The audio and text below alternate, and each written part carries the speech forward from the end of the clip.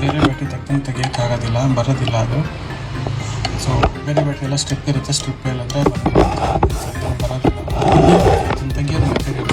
First ನೀವು ಇಲ್ಲಿ DC 9.2 volts ಇಟ್ಕೋಬೇಕು.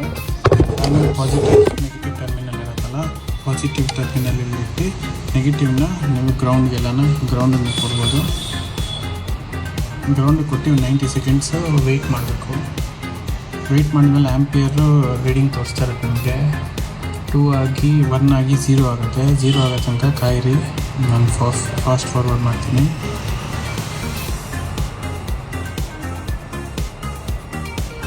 ಝೀರೋ ಆಗಾದ್ಮೇಲೆ ನೋಡ್ತಾ ಇರ್ಬೋದು 0 ಆಗಿದೆ. ಸೊ 0 ಆದಮೇಲೆ ಬಿಟ್ಟು ಈಸಿಯಾಗಿ ಬರುತ್ತೆ. ಇಲ್ಲಿ ಆ್ಯಂಪಿಯರ್ ತೋರಿಸ್ತಾ ಇರುತ್ತೆ. ಆ್ಯಂಪಿಯರ್ 0 ಆದಮೇಲೆ ನೀವು ಆರಾಮಾಗಿ ತೆಗೆದ್ರೆ ಓಪನ್ ಆಗುತ್ತೆ. ನೀಟ್ ಕಂಡೀಷನಲ್ಲಿ ಇರುತ್ತೆ ಅವಾಗ ಬ್ಯಾಟ್ರಿ. ಏನು ಬೆಂಡ್ ಆಗೋದಾಗಲಿ ಆ ಥರ ಆಗೋಲ್ಲ. This is the method how we remove the battery of iPhone 16.